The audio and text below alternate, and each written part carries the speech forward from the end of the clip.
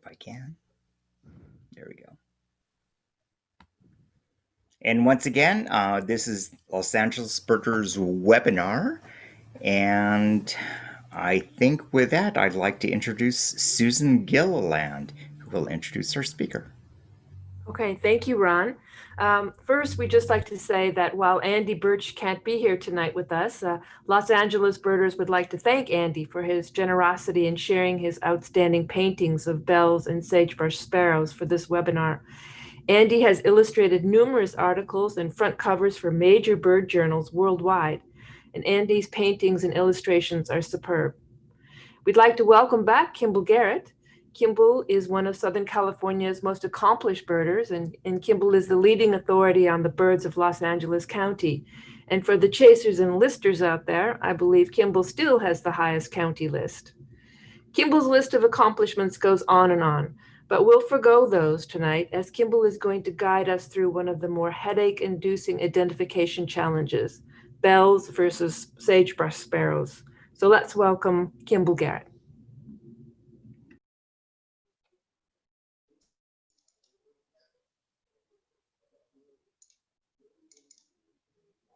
Okay. Hi, everybody. We suddenly jumped to the next slide. Let's go back one. There you go.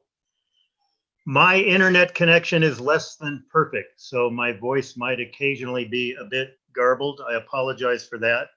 If it's really horrible, let us know in the chat and I'll just shut up, I guess, for the rest of the night. But anyway, and I will also, when we start the program, I will turn my video off, which might help my bandwidth a little bit. So anyway, I'm really pleased all of you joined us. I know this has been a very, very difficult time for all of us. It's been hard to get through, but fortunately, as we know, there is some help on the way. eBird will be back up in 2 days. So I hope you're all surviving without it to this point. So Ron mentioned this is our first community science project. And by that, we mean that this is sort of prelude to trying to get birders out in the field to actually find sagebrush sparrows in Los Angeles County. Surprisingly, there were really just a couple of documented records, even though they ought to be out there. So we thought we would go through the status of bells and sagebrush sparrows in the county. I'll talk a little bit about their taxonomic history, talk about their field identification, and then suggest some places to look for them and talk about the protocol for trying to find them. So at this point, I'm gonna go stop my video so you don't have to look at me, and I'm hoping that will help my voice come through a little bit better. So if you're all with me, I'm looking for the arrow to advance my slide, and I can just do it this way. Okay. And again, I repeat what Susan said. Thank you very much to Andy for providing artwork for this, and also all the work he did on identification. And I'm sorry he can't join us tonight. So just to introduce the players, this is actually a plate from Dawson's fabulous multi-volume book on the birds of California of the various sage sparrows. And let me just reiterate that when I say sage sparrow, this is what the combined species used to be called until very recently, actually. And when I say that, I'm referring to the whole group, which now consists of 2 species. So, and a thought to be a related species, although we'll go into that in a bit more detail in a minute, the black-throated sparrow. And then we have, this is the sagebrush sparrow over here on the left with the heavily streaked back, the canescens or Mojave subspecies of the bell sparrow, which is somewhat intermediate in appearance, and then what we'll call the nominate bell sparrow, which is the more coastal, darker subspecies of bell sparrow. So we're going to go through this in detail, but even though this isn't a totally accurate plate, it's still a nice piece of artwork by Alan Brooks. So just an outline of what I want to talk about tonight. We'll go through the history of the taxonomy of the species and the various subspecies, talk about their field marks with a lot of caveats. talk a little bit about the studies that resulted in the split of the species. Very briefly, we'll talk about vocalizations, but that's going to be sort of your homework assignment, is to go listen to recordings and research that for yourself. Then we'll talk about what we know about the status of the different subspecies in Los Angeles County, of bell sparrow and also of sagebrush sparrow. And then we'll set up the great sagebrush sparrow hunt and suggest places to search and a protocol for doing that. And the protocol will also be on the LA Birders website. So I wanted to start with a photo of a bird and say right up front, we're not sure what this is. And that's going to be a common theme because these are incredibly difficult birds to identify in the field.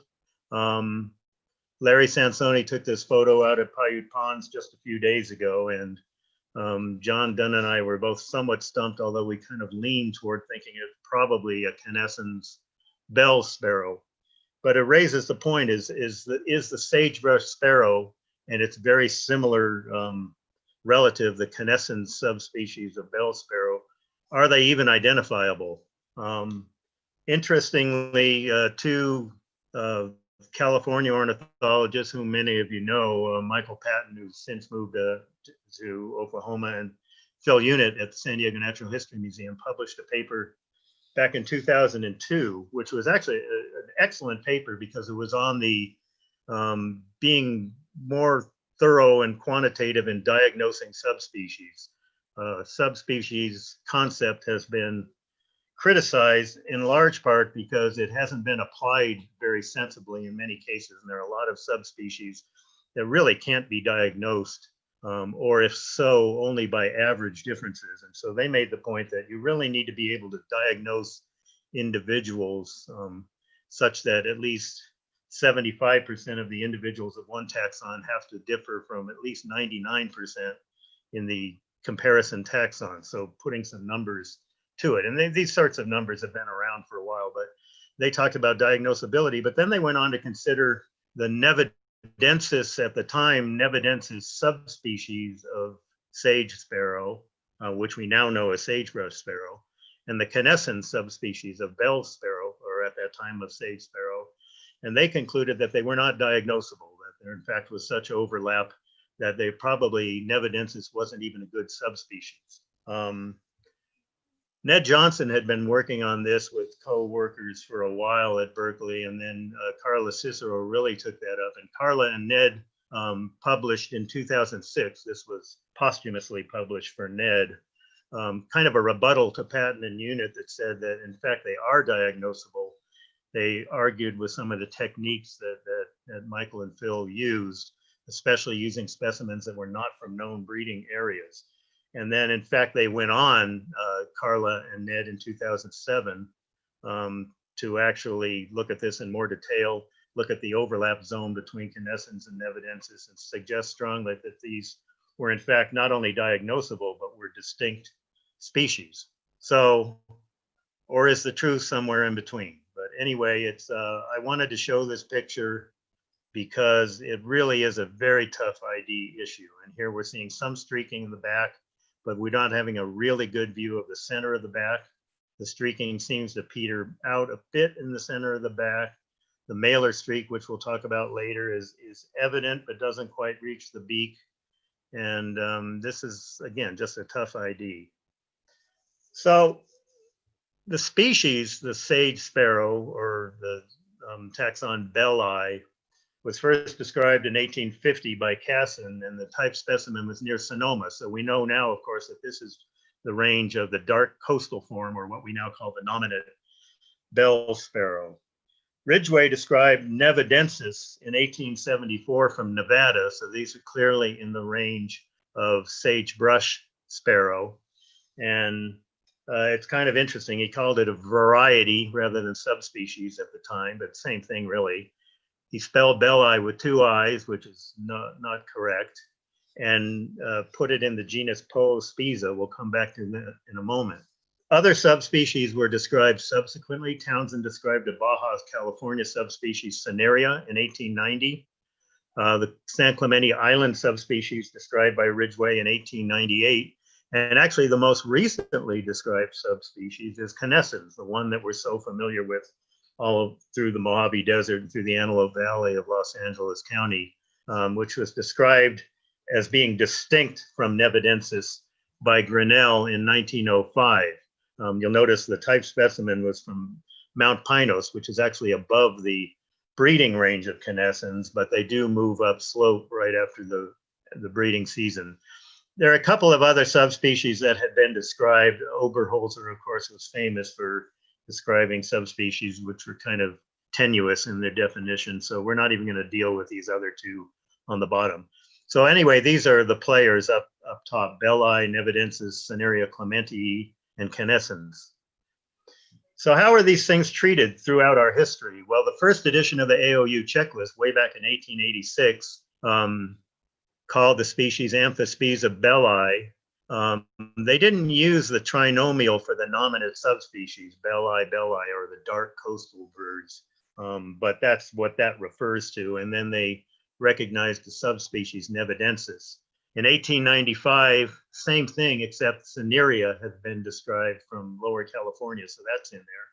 And then in the third edition in 1910, canescens, remember that had been described just 5 years earlier by Grinnell, is there, but listed as two species. Belli is the dark coastal bird, and then nevadensis consisted of nominate nevadensis or sagebrush, Great Basin birds, cinerea from Lower California, and canescens,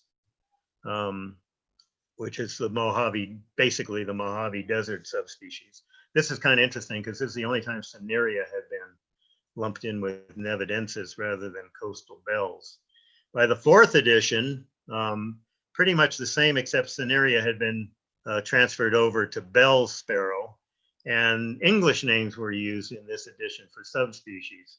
The bell sparrow or nominate birds, the gray sage sparrow for Baja, the northern sage sparrow for what we now call the sagebrush sparrow, and finally the California sage sparrow for what we call the canescens subspecies of bells, sometimes known as the Mojave sage sparrow.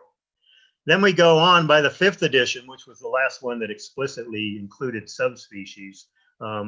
It lumped everything into one species, belli, or the sage sparrow, with these 5 recognized subspecies.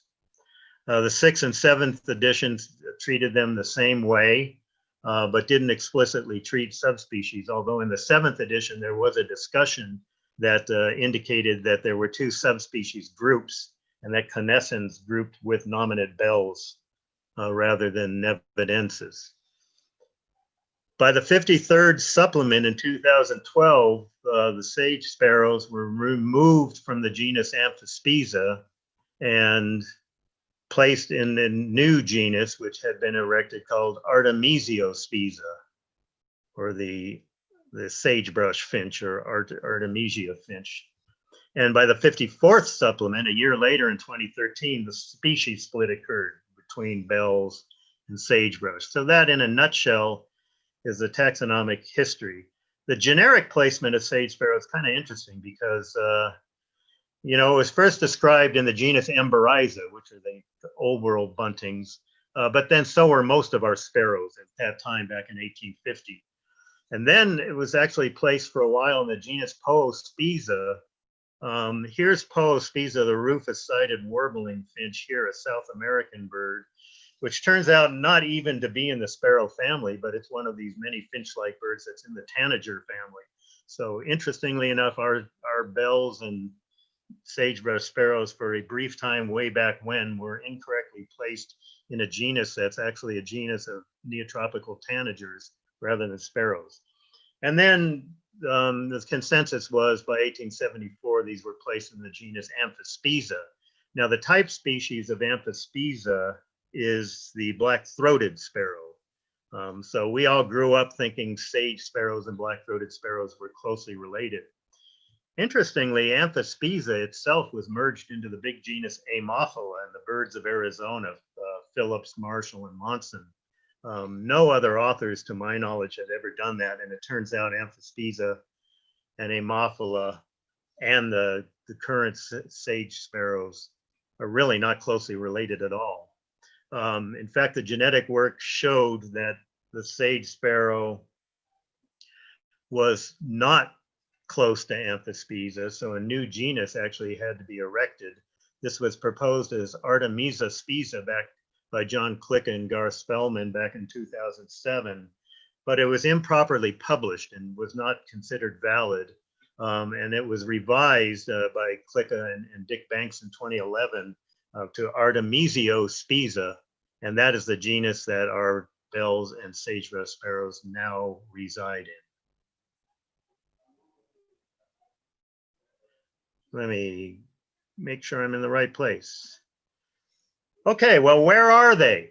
Well, let's look over on the right side first. This is from Grinnell and Miller, which is a book I hope you all have. It's the standard reference to the birds of California. And you can see the 4 relevant subspecies here. So I'm going to just point out clementeae is endemic to San Clemente Island, and very closely related to the coastal bells or nominate bells sparrows. So this says Amphispiza, just substitute Artemisiospiza if you want to be current. So these are the bell sparrows of the nominate subspecies belli, all along the coastal hills here from, well, they get up, I know they well north of Lake County, way up into, I think, even southeastern Humboldt County, and all the way down through the coastal ranges into northern Baja California, and a more restricted population on the west slope of the Sierra Nevada. So these are the dark, what we'll call nominate bell sparrows. The sagebrush sparrow is a Great Basin species. So you can see it's in the Modoc Plateau area, and then down in eastern California, down to about the Bishop area. And we're going to come back to that in just a moment.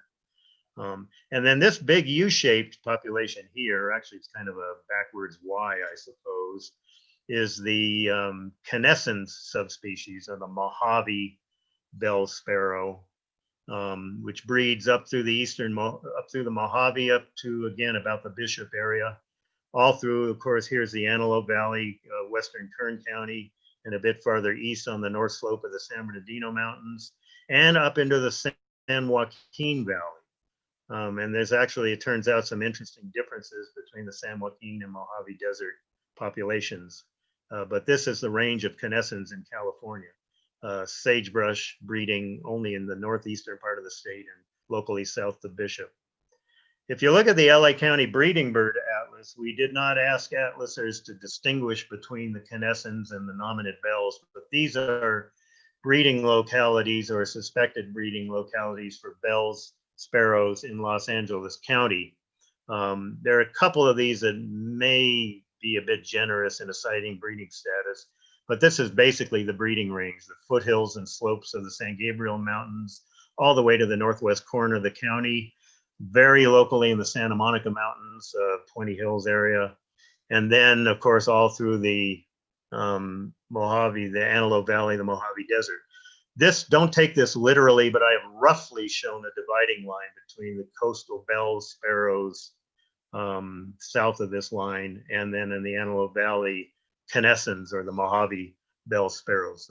I won't vouch that every one of these is one or the other, but this is roughly where they divide. And you can see they come in very close contact with one another.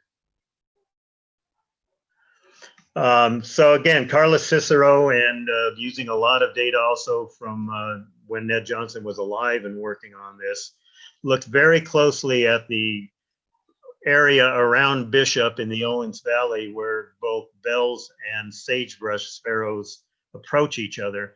And don't worry about all this, but the point is, here's the Owens Valley, here's Bishop over here, this cluster, or Bishop area, this cluster of collecting sites. And this is zooming in on the Bishop area. And without going into great detail, the bottom line is the black bars are birds that are phenotypically sagebrush sparrows. The white bars are phenotypically canescens, bell sparrows. And you can see that essentially south of Bishop, they're canescens, north of Bishop, they're sagebrush. Some areas where they both occur together without any obvious definite signs of interbreeding. So this was sort of the smoking gun that led to the split of bell sparrow from sagebrush sparrow. And ground zero is the Bishop area. You can stand in Bishop and look north, you're basically looking at sagebrush sparrows, and look south and you're basically looking at bell sparrows with, you know, some minor tweaks here and there. Now, these are the breeding ranges, of course. In the winter, things move around a little bit, but we'll go into that shortly. Just a couple more references, and I've got a list of references also at the very end, but you want to look at, and I think we'll have Mark put these up on the website at some point.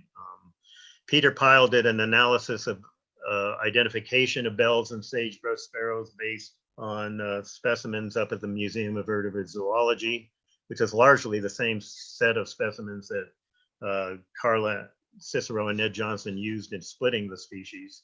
And then, of course, Andy Birch's wonderful artwork and analysis that's on surfbirds.com. So we'll put these up so that they're available, or just do your basic Google search and you'll find them. So here again are the players, and I'm going to talk about identification characteristics, but keep in mind it's really, really tough. And we'll be talking about that quite a bit. So bell sparrow on top here, this is the Mojave. These top two figures are the canescens and the Mojave bell sparrow. Then the sagebrush sparrow, the two middle figures here.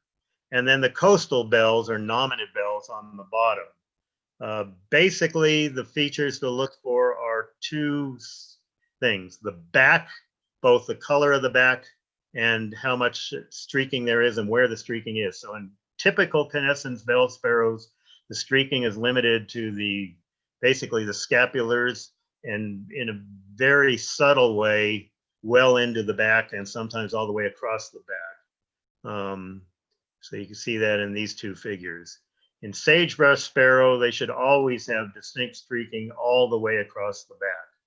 And finally, the coastal bell sparrows are much darker. In fact, I would say even darker than this individual is shown in the reproduction of this plate, at least on the computer screen, and essentially unstreaked, partly because the background color is just so dark. So you got a very dark unstreaked back in the coastal nominate bells, a somewhat paler, partially streaked back in canescens, and an even paler and thoroughly streaked back in sagebrush sparrow. Secondly, the mailer streak. It's intermediate in canescens, can be fairly thick at the base, but peters out toward the bill. Gets very thin as it reaches the bill. Sagebrush sparrow has a very indistinct mailer, which basically doesn't reach anywhere close to the bill and is very thin and inconspicuous in most of the mailer, often just sort of a smudge down near the bottom. And at the other extreme, the dark coastal bell sparrows have a very thick mailer, a big smudge at the bottom, and then a thick line reaching all the way to the bill.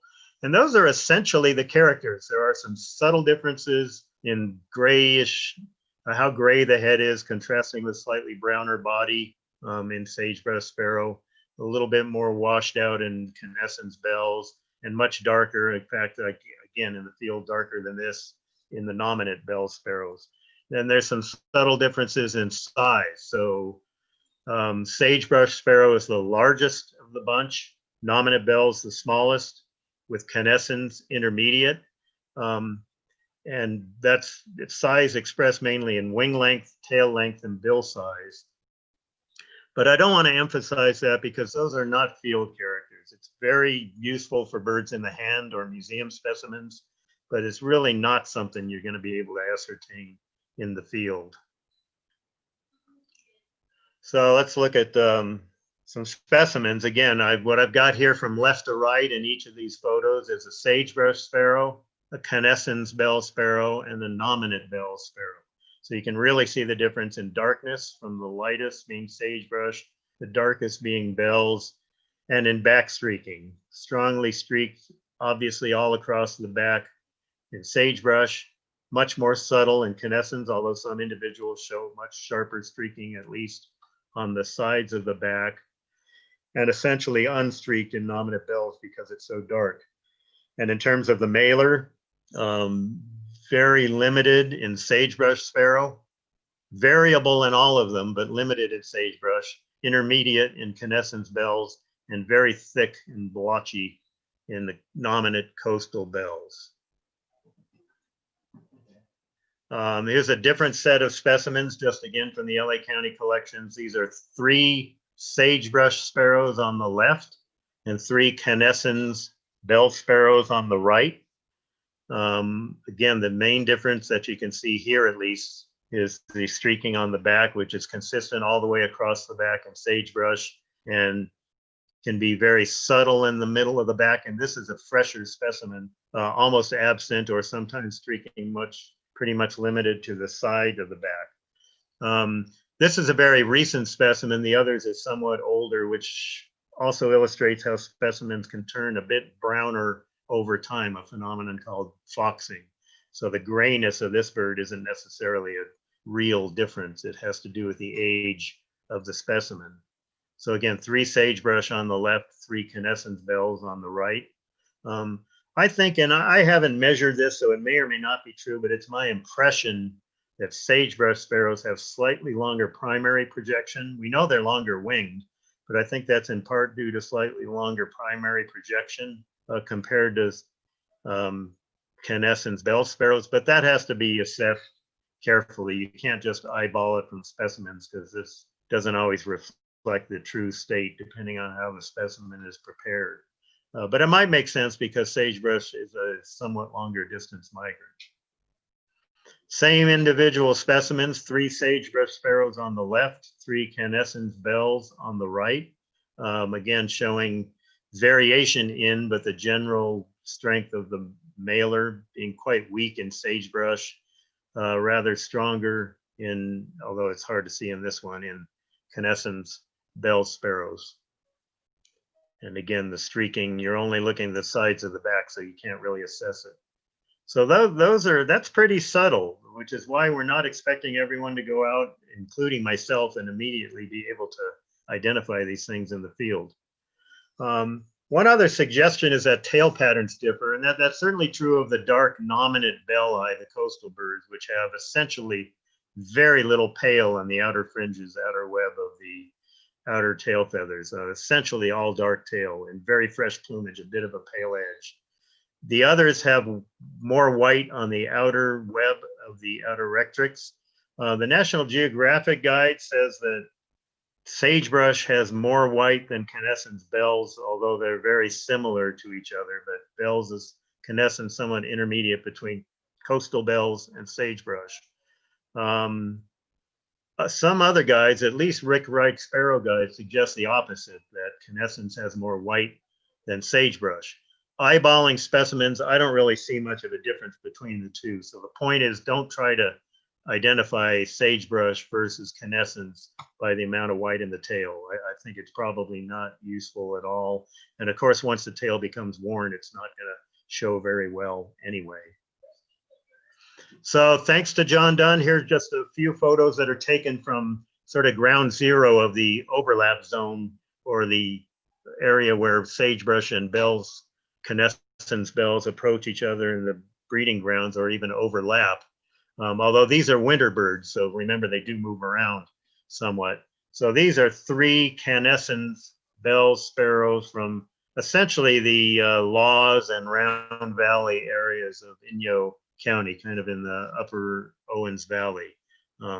Again, a intermediate but fairly evident mailer on all these birds.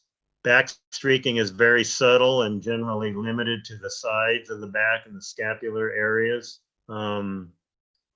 So these are 3 canescens bells sparrows. And then these are 3 sagebrush sparrows from the same, these are all around Laws and Inyo County. So basically the same spot where some of those canescens were. Much weaker mailer, variable, but in general much weaker. And the back streaking is much more evident. Although again, I would point out that to really be certain, you need a photo that shows the entire back, because a lot of these birds, a lot of canescens will look streaked if you're only seeing, this much of the back. But these birds John looked at very carefully in the field and were streaked completely across. So again, it's very, very subtle. This is, keep thinking back to Michael Patton and Phil Unit, who felt these two weren't even diagnosable. So it's not easy. So just to review some of the main ID characters, Streaking in the center of the back is probably the most important thing. It's distinct and evident all through the center of the back in Sagebrush Sparrow. It's absent or weak and inconspicuous in canescens, although there can be fine streaks on the sides of the back. And the streaking is essentially absent in belli, which is a darker back bird. The mailer, very weak in sagebrush, does not come close to reaching the bill. Stronger, a bit more continuous in canescens, and even stronger and very thick at the rear in dark coastal bells. The overall head and back color differs subtly, but you really have to factor in plumage wear or freshness and lighting and everything else. But often sagebrush may look a little paler gray on the head, a little browner on the back. There might be some very subtle differences in flank coloration as well. Canescens looks a little more washed out, a little kind of grayer on the back, so not as much distinct difference between head and back. And of course, much darker gray-brown on both the head and the back in nominate bells. As I suggested, but I don't know that this definitely holds up. It's just something to look at. I think the primary extension might be a little bit longer in sagebrush and shorter in all of the subspecies of bells. And finally, although not a field mark, measurements of the beak, the wings and tail are longer in sagebrush. Canescens is a bit smaller. Nominate coastal bells is even a bit smaller than that. Very useful for museum specimens or if you happen to have birds in the hand, but you're not really going to notice this difference in the field. At least I don't think so. I'm not talking much about vocalizations because again, this talk is sort of a prelude to going out and looking for winter birds. But suffice it to say that the songs of sagebrush and bell sparrows are distinctly different, although they're recognizable as sage sparrows in the broad sense, no matter where you hear them. In general, the sagebrush sparrow has a lower pitched song. It's much more mechanical with more buzzy notes, very, very mechanical, repetitious. Bells to me is a little more choppier, a little more complex, almost has a warbling quality, sometimes reminiscent of a blue grosbeak. And canescens, when I say bells, I'm talking about coastal, the dark coastal nominate bells. Canescens bell sparrows are a bit intermediate, but their songs are really much closer to the nominate bells. So not as mechanical and low pitched as sagebrush. As always, go to Xenocanto, the Macaulay Library, listen to these, pay attention to where they were recorded. Nathan Peplow's guide always has a wonderful discussion of analyzing these sounds. I highly recommend that. In terms of call notes, the kind of little tinkling junco-like notes, to my ear, they're all sort of similar, but I'm sure there might be some subtle differences. I haven't seen any analysis of that. So does this do us any good with winter birds? As you know, some sparrows, white-crowned sparrows, lark sparrows, a lot of sparrows do a lot of singing through the winter. Others, like Lincolns and so on, tend not to sing at all through the winter. To my knowledge, bell sparrows don't do much singing on the winter grounds, but they do occasionally. And sagebrush, I just don't have the experience, but same thing, probably only occasionally. I don't think they sing a lot. However, that doesn't mean they won't respond to playback. So if we're out looking for them, playback might be a good technique to use to see if birds, if you can get birds to respond. I won't guarantee that bells wouldn't respond to sagebrush playback and vice versa, but they're more likely to respond to playback of their own species. So this is your homework assignment. Go listen to especially Xenocanto and other sources. Macaulay Library, you'll have to wait till Thursday, sorry, but at least I think that one's down too. But anyway, just go research those and consider using playback in the field to look for these winter birds. Obviously, there are situations with breeding birds, certain individuals, where playback's not a good idea, but I don't see any issues here. So where are they? Again, we looked at some range maps, but these are winter maps. I limited eBird data to December through February to look at where these different subspecies are found. Now, bear in mind, this is eBird, and I certainly wouldn't vouch for every single record here, especially extraliminal sagebrush sparrows. But the big map on the left is sagebrush sparrow from December through February. And here's LA County, very neatly missed. In fact, these dots are just across the county line, I think, into San Bernardino or up into Kern County. But basically, they can winter quite far north, way up through the Owens Valley and beyond. They tend to migrate farther, so they can even reach northern Mexico, east into New Mexico, and so on. So they definitely spread out quite a bit, and quite a bit south. There's a bunch of records down through the Coachella and Imperial Valleys. I don't know about this particular one down towards San Diego, and a scattering of records, maybe even more if you go back as early as November in the Central Valley that are documented sagebrush sparrows. So we know they move. And I might add that the two Los Angeles County specimens we have of sagebrush sparrow are both from November, one from San Fernando in the San Fernando Valley, the other from San Clemente Island. So it's my thought that any sage sparrow that hits the immediate coast or coastal lowlands or offshore islands is most likely going to be a sagebrush sparrow. Bell sparrows and the nominate coastal birds move very little. Canescens certainly have a strong upslope movement after the breeding season, but I don't know of any evidence they actually reach the immediate coast.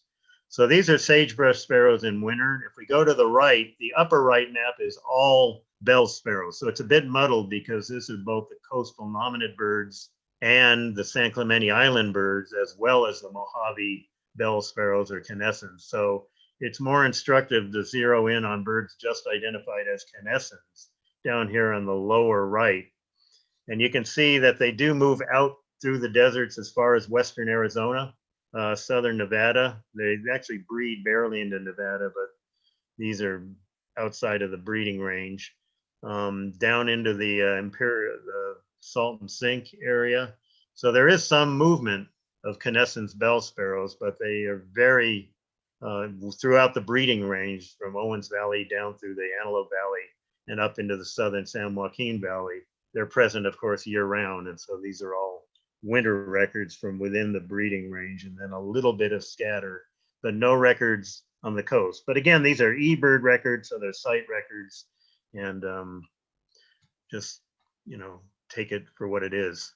But it gives you an idea that looking back over at sagebrush sparrows, it raises the question, well, if they're out here in much of the Mojave Desert and the California deserts in winter, why aren't they in the Antelope Valley? So that's what for us to find out.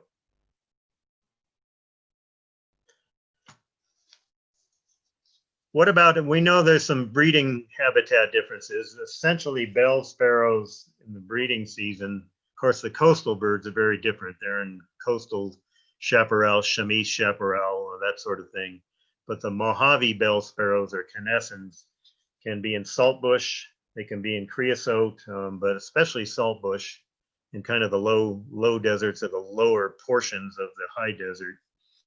Sagebrush sparrow is primarily in Great Basin sagebrush.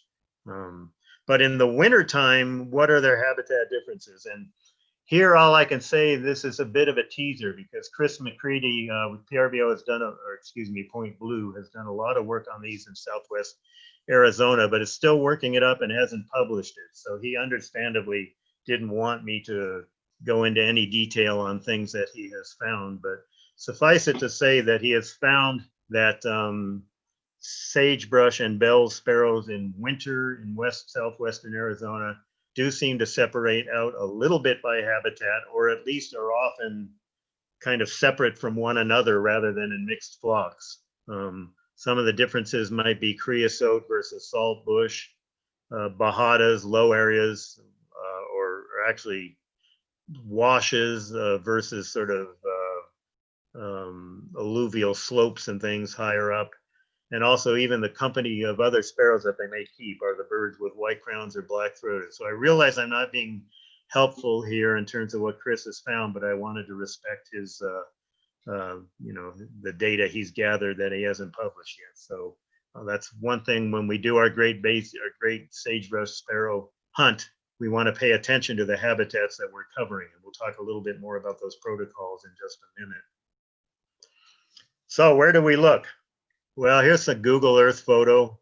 And you guys, a lot of you are local, so you bird the Antelope Valley quite a bit, which is what I'm showing basically east of the Highway 14.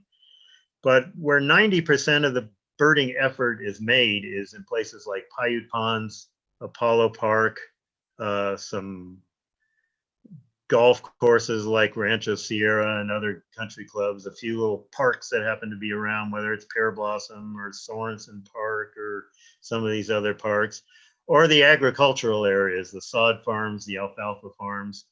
In other words, we all cover the Antelope Valley a lot, but we don't cover this much, this northeastern part. And if you kind of zero in on it, it's understandable why not. It's really very uniform, but we don't know, but we're thinking the place we really want to be looking for sagebrush sparrows is in these extensive areas of creosote, certain areas of scattered Joshua tree, a lot of lower areas with saltbush in this sort of northeastern quadrant of the Antelope Valley, which is not to say that they couldn't be all the way down here or even in the western Antelope Valley, but there's a lot of territory to cover. But the point being that most birding effort is in wetland areas, parks, and agricultural areas where you're not likely to get wintering sagebrush sparrows. So zeroing in a little, here's a wonderful illustration of why we don't go to these places. Each little dot is a creosote bush, and there's not a whole lot of bird variety out there in the wintertime, any time of year really, but in the wintertime. And yet we know that bell sparrows can be found throughout here, and this may be an area where sagebrush sparrows occur. So this just happens to be zooming in on Avenue D. So that's way up just 3 miles south of the Kern County line, and 210th Street East, which is getting way over toward the San Bernardino County line. And there's a lot of area out there that looks like this. So you guys you community scientists will be the lucky ones to go out and see what's out there.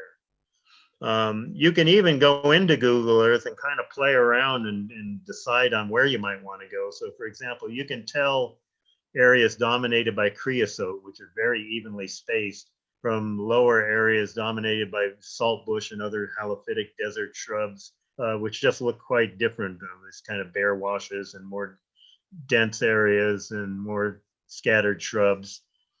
I think all of this needs to be examined. So that brings us to the great sagebrush sparrow hunt. So when and where should we go? So we need to know when might sagebrush sparrows be here.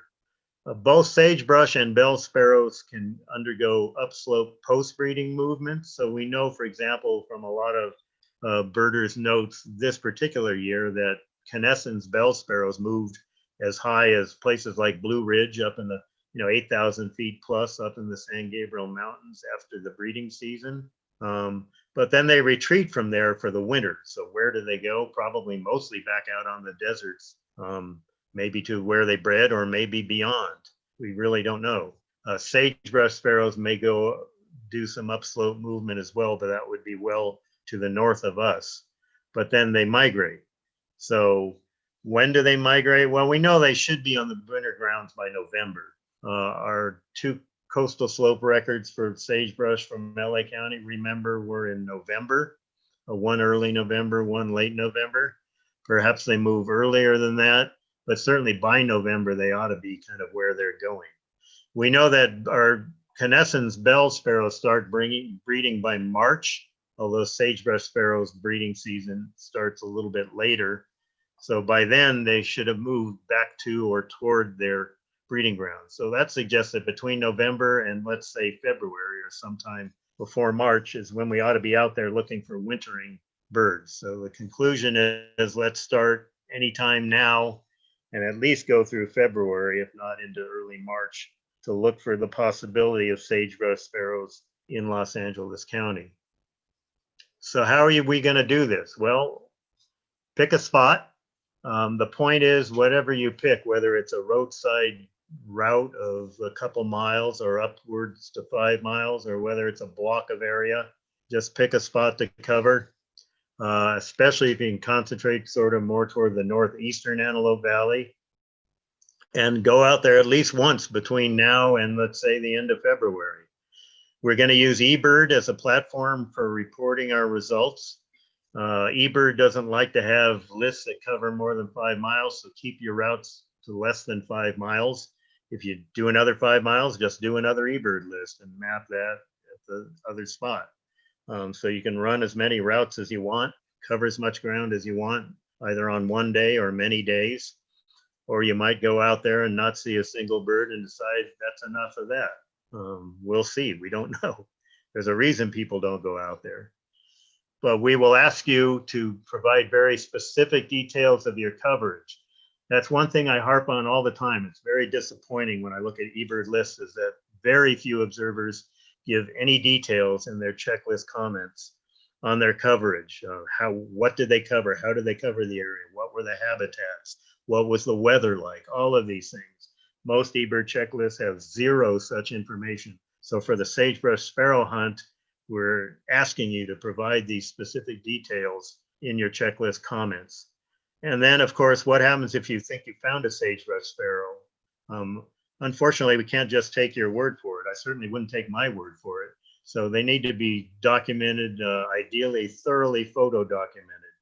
And try to get pictures of the back, which isn't always easy because often they tee up and they're looking at you instead of looking away. Definitely bring a spotting scope because these birds will tee up. You might bring them in close. You might bring them in close with playback or fishing, but it would be really handy to be able to scope them if they're up on a shrub.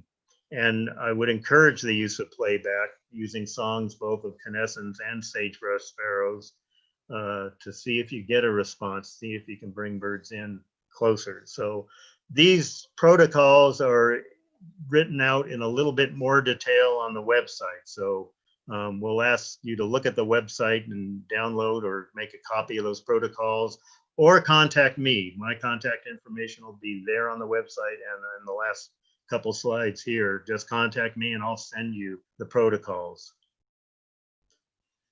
as promised. So here's my contact information, or again, go to the LAB website. And then I'm not requiring people to let me know what they're going to cover, but it would be helpful if you did, so we can deploy people to get as much covered as possible. And then finally, I just wanted to close. We'll have plenty of time for questions, but I wanted to close with some of the key references. You'll notice Carla Cicero has done a great deal of work with these, work that was begun largely by Ned Johnson at MVZ. And of course, they're the ones who gathered the data that split the sagebrush and bell sparrows. More recently, Carla and Michelle Coe have looked at some more detail of the niche divergence and the phenotypes of canescens sagebrush or canescens bell sparrows. One interesting thing they have found is that the San Joaquin Valley populations of bell sparrows, I'm going to back up a little bit to the map, breeding range map. I will get there in a moment. I know this probably goes very slowly on your screen, but if this map comes up, this is the map from Grinnell and Miller. They found that phenotypically, the San Joaquin Valley canescens bell sparrows are very, very similar to the Mojave Desert canescens bell sparrows. And yet genetically, the San Joaquin Valley birds are closer to the coastal bell sparrows, whereas the canescens on the Mojave Desert are genetically more distinct from coastal bell sparrows. They've also looked at some song differences as well. So there's interesting things going on. Some have even suggested that maybe canescens bell sparrow should be considered a third species in the complex. Perhaps Mojave sparrow would be a good name, although again, they get into the San Joaquin Valley. I don't know if that's going to happen anytime soon, but it certainly has been suggested by some. So they've done some interesting recent work on vocalizations, phenotype, and genotype. Now I want to get back to that last slide of references.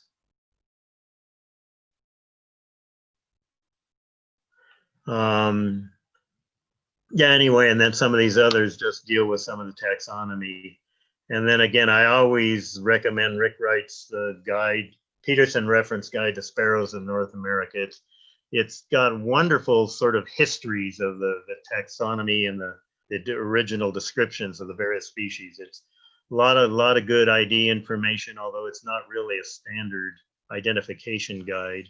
The status and distribution stuff is a bit uneven, but generally pretty good. But it's just very readable, especially if you want to look at the history of the species. So with that, I'm going to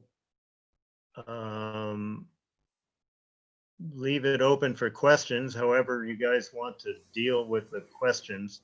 What I can do is maybe stop sharing my screen, but if I'm just thinking we might want to return to some images when the questions come up, but for the time being, I'll stop.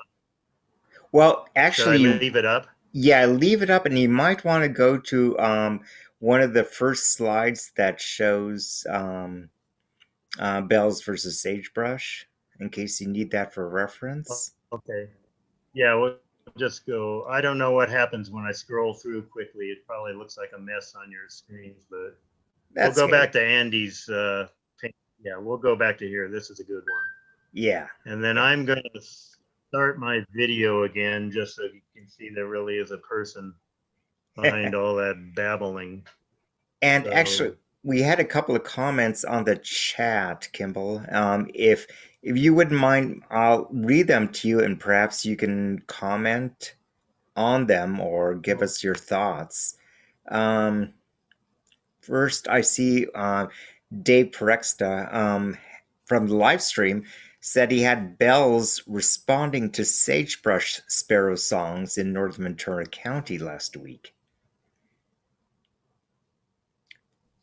Well, that doesn't surprise me. As in fact, you'll notice I kind of hedged it when I said I don't know if you'll get bells responding to sagebrush and vice versa, but they'll probably respond. The songs are not that different. Again, I said sagebrush songs are distinct from bell songs, and they are, but they're variations on a theme. And I would think if you're one of those birds, you would hear that and at least get a little bit interested. So I think it's, yeah, if you're in the Antelope Valley and play sagebrush sparrow songs, and there isn't a sagebrush sparrow within 20 miles of you, but there's a bunch of bell sparrows, that's probably who's going to respond.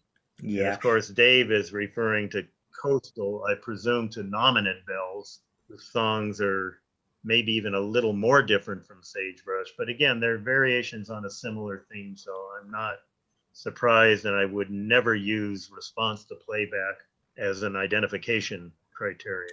Right. Curtis Morantz kind of follows that up also, saying that his experience is that it matters not which song is played, they both respond to playback of each other's songs.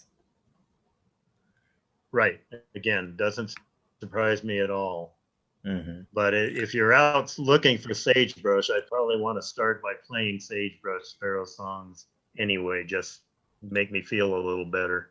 Great. Lance Benner points out that anyone can, well, almost anyone can download Sagebrush and Bell's canescens songs from Xenocanto. And and Ron, did you notice also in the chat, Tom Benson says that his understanding is that the color of the mallard can also be used as a field mark. More blackish in canescence, or at least darker than the gray of the head, and more grayish in sagebrush sparrow, the same color as the head. These questions are all being asked by people who know more about this than I do. So I appreciate their bringing. Certainly, if you look at Andy's painting here, that is the case. Compare the top left canescens with the bird below it, the sagebrush, and it's not just the extent of the mailer, but the color. So that probably is a good character, and thanks, Tom, for bringing that up. However, keep in mind that these are feathers that can get a little bit disarranged or mussed up, and not always show the classic pattern depending on, you know, the bird's condition and the wind and the lighting angle and a lot of other things, and of course state of wear. But in general, yeah, that looks like a good point, and certainly that's how Andy has illustrated it here. Yeah, now that it was brought up, it seems kind of obvious, but who knows what it'll look like in the field. Lance Benner again brought up a question, and I think you kind of answered it, but nevertheless, given how difficult it is to identify sagebrush versus canescens, bells, sparrows, how did Carla Cicero, Carla, yeah, that's right, Carla Cicero distinguish them by song?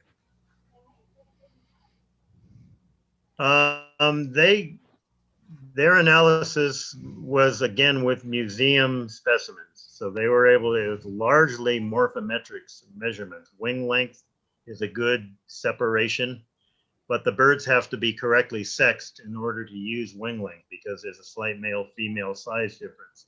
So they used, you know, their currency was well prepared, gonadally sexed museum specimens that could be measured in the hand.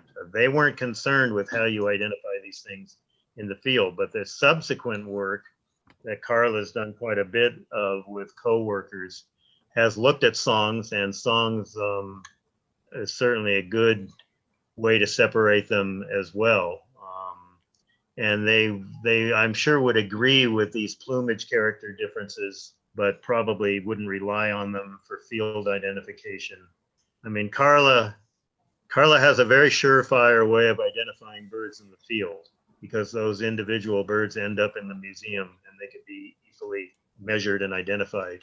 She's not really concerned about site records and so on, but you know, the work they did is the groundwork that we all rely on. So it's wonderful research that Ned and Carla and others have done, and it's specimen-based research. So, but yeah, vocalizations, and then of course the genetics as well. They've worked a lot on that, which is not something we can use very readily in the field. So right. We're kind of using the characters that may not be the very best, these plumage characters, but they certainly are, I think, can identify. I think an extreme sagebrush sparrow could be fairly easily identified from photographs, good photographs, right. As well as typical canescens, bell sparrows. They're gonna be birds that are in between. It doesn't mean they're hybrids or intergrades. It just means that to our eye they look in between, and those won't be good enough. But an extreme sagebrush should be discernible in the field. Okay, all right. The next three questions in the question and answer section are all from John Dunn, and I haven't spoken with John, but I'm going to ask. I'm going to make him a panelist, and hopefully he'll be able to join us, and he's not in his underwear or anything like that. Yeah, you better warn him first. Oh no, I think we're okay. Welcome, John. Hi. Jeffrey Toobin got fired, but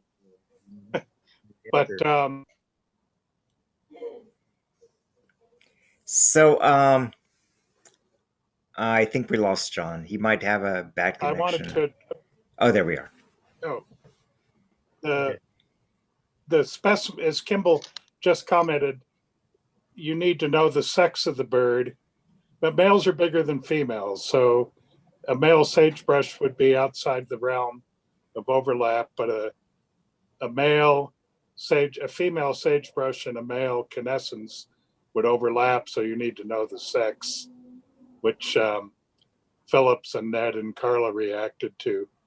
The bishop, if you know, then secondly, bishop is, if you go north, you get to the tablelands, or northeast up 6 to Hamel Valley, you pick up sagebrush.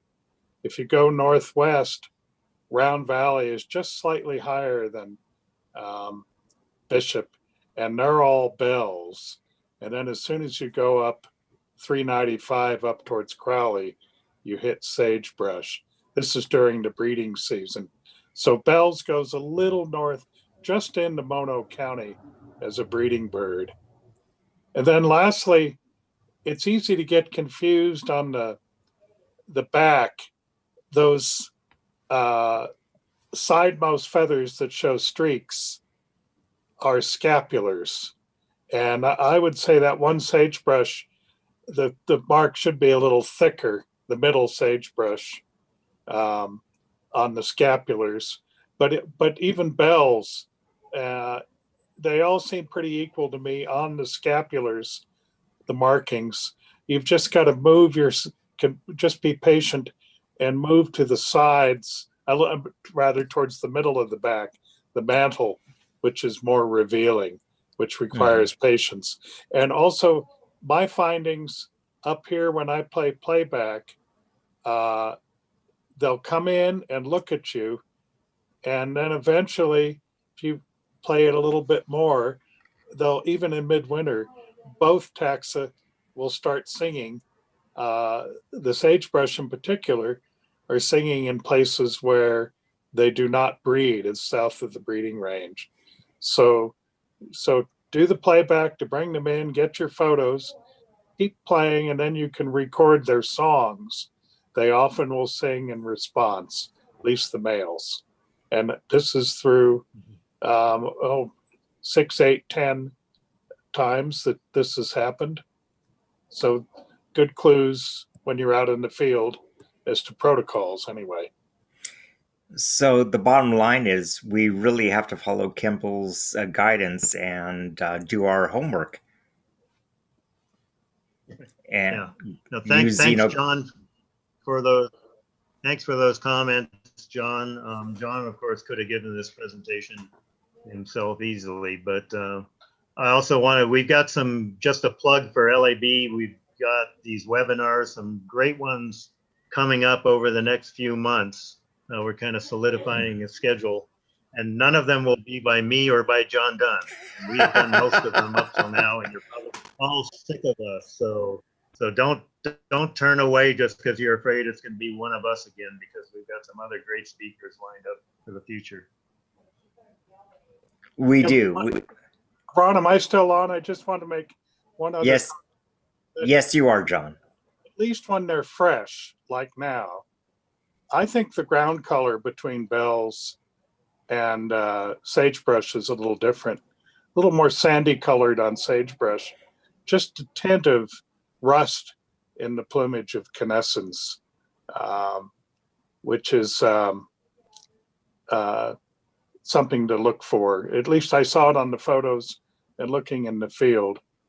And something Kimball pointed out to me, if we split canescens and call it Mojave Sparrow, but Carla asked me, well, how would you spell Mojave? And it was instructed to me that Mojave in Arizona is spelled with an H and with a J in California. But since most of canescens breed in California, Mojave Sparrow should have a J. Good point. Good point. Good point. We have another question that popped up from Lena Hayashi. I'm reading in Rising and Beetle 1996 that it says what is now Bell's and canescens probably integrate in the Owens Valley in East Central California. So recent science says this is not so. I'm not sure that Ned would have said, or that Carla would say, that there's no interbreeding, but they didn't find a lot of intermediate birds, of maybe any, and certainly if you look at them biologically in the breeding grounds, I don't think they saw any sign of interbreeding. John would know better than I about that, but I think the notion that they interbreed, or the suggestion there was a significant amount of interbreeding in that northern Owens Valley area, I think has been disproven. But John, can you amplify that? I think they had a hybrid, one or two hybrid specimens on the tablelands. So to the east of Round Valley, where they're between there and Hamel Valley, where there's a rise, and might have had, but very, very few specimens.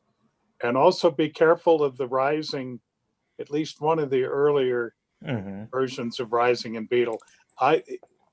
James Rising always assumed that canescens was going to get merged with sagebrush, and I might have made that assumption or taken that action with that assumption in mind. So it's easy to get, if you look at one of those versions of this book, get thoroughly and utterly confused with what the current taxonomy is.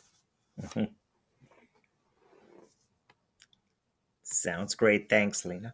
And Lance points out that points out to please record any sinking species, or any species actually. Most phones are sufficiently sensitive to make those recordings, so we all have the tools necessary. And also recordings that of songs could be more diagnostic than getting photos. Good point. All right, and Or at least it's easier to do. right. And a couple more questions. I'm reading Rising Beetle 96. This also from Lena. Oops. No, that. Sorry. And that's it. We don't have anything else. Are there now's your last call for questions in the Q, and if you can put them in the Q&A. And in the meantime, I'll ask John and Kimball to give us their favorite turkey joke.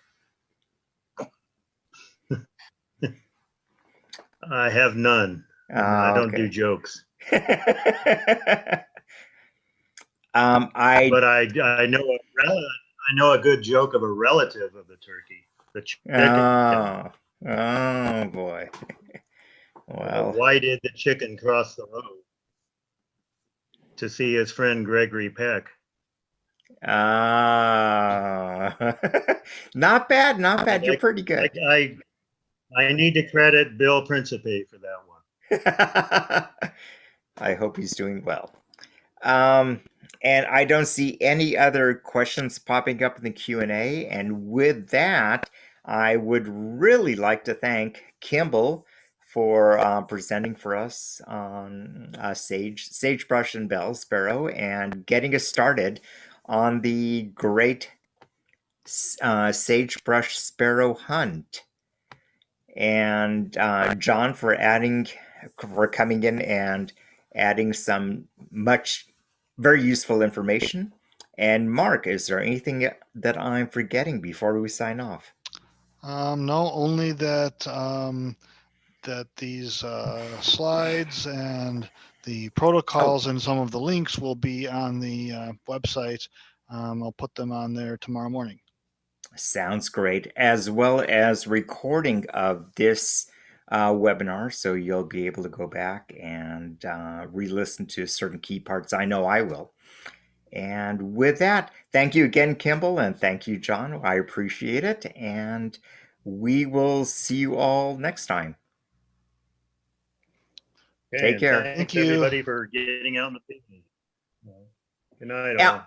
Oh, and Kimball, if you don't mind, if you have any questions, feel free to contact us through our website or contact us button, or I don't think Kimball minds if you send him an email as well. And feel free to do that. And any relevant information that comes out of questions, we certainly will post onto our website as well under this webinar. Great. Well, thank you all very much. I really appreciate it. And thanks everyone to tuning in. We'll see you all next time. All right. Good night. Good night.